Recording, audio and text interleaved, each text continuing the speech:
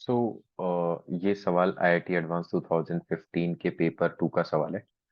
So let's read the question first. Alpha दिया हुआ है 3 साइन इनवर्स 6/11, बीटा दिया हुआ है 3 cos inverse 4/9, where the inverse trigonometric function take only the principal values, then the correct option is R. ठीक है, तो sign check करना है ना सिर्फ, तो अपन ये देख लें कि अल्फा और बीटा कहां से कहां तक लाई कर रहे हैं, कौन से क्वाड्रेंट में, तो फिर अपन आइडिया लगा सकते हैं। तो यहां से अपन क्या बोल सकते हैं कि नोन एंगल्स के फॉर्म में देखते हैं।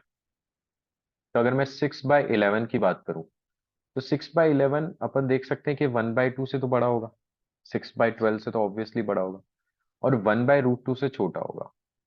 ये वाली बात समझ में आती है। तो cos inverse, sorry, sine inverse है ना 6/11 के साथ। तो साइन इनवर्स 6/11 जो होगा, है ना, तो साइन इनवर्स का ग्राफ देख सकते हैं कि साइन इनवर्स का ग्राफ तो कुछ ऐसा होता है।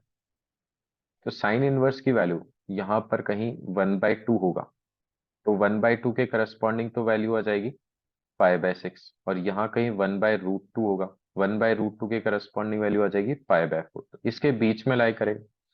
तो इसका मतलब ये 5/6 से लेकर के 5/4 के बीच में लाई करने वाला है।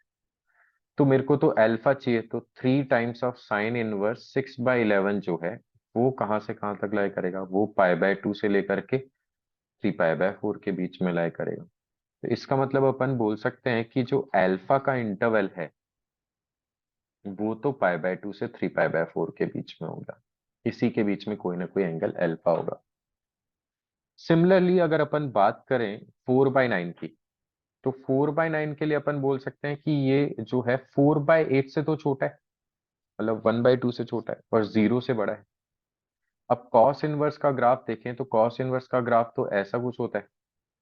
तो 0 पर तो वैल्यू हो गई π/2, और 1/2 पर वैल्यू हो गई यहाँ पर π/3। तो यहां से अपन बोल सकते हैं कि कॉस इनवर्स 4/9 जो होगा वो π/3 से तो बड़ा होगा, है ना, इसी पर्टिकुलर रीजन में होगा, और π/2 से छोटा होगा। अब मेरे को अगेन इसको भी बीटा 3 टाइम्स ऑफ दिस दिया हुआ है, तो 3 टाइम्स ऑफ कॉस इनवर्स 4/9 देख लिया, तो वो हो गया 3 पाई से लेकर के 3π/2 के बीच में। तो यहां से अपन बोल सकते हैं कि बीटा जो है वो पाई से लेकर के 3π/2 के बीच में लाई कर रहे हैं। अब जरा ऑप्शन पे आते हैं।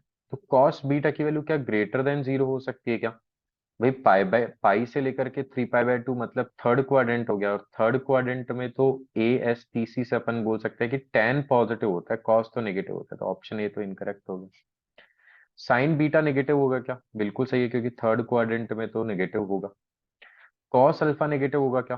π/2 से 3π/4, तो ये तो सेकंड क्वाड्रेंट आ गया, और सेकंड क्वाड्रेंट में तो कॉस अल्फा भी नेगेटिव होगा। सी ऑप्शन की बात करें, तो यहां से अपन अल्फा प्लस बीटा देख सकते हैं। तो अल्फा प्लस बीटा जो लाई करेगा π/2 प्लस पाई, दैट मीन्स 3π/2 से लेकर के ये हो गया 9π/4, है ना, 3π/4 प्लस 3π/2, तो 6π/4, 9π/4। तो इसका मतलब ये तो कौन से क्वाड्रेंट में आ गया, ये 3π/2, और 9π/4 यहाँ कहीं होगा। तो ये तो फोर्थ क्वाड्रेंट भी है, और कुछ पोर्शन फर्स्ट क्वाड्रेंट का भी है। तो इस वाले रीजन में तो अपन बोल सकते हैं कि दोनों ही रीजन में कॉस की वैल्यू तो क्या रहने वाली है, पॉजिटिव रहने वाली है, मतलब cos of alpha plus beta तो पॉजिटिव रहेगा। Hence we can say option C is also correct. So correct answer is B, C, D.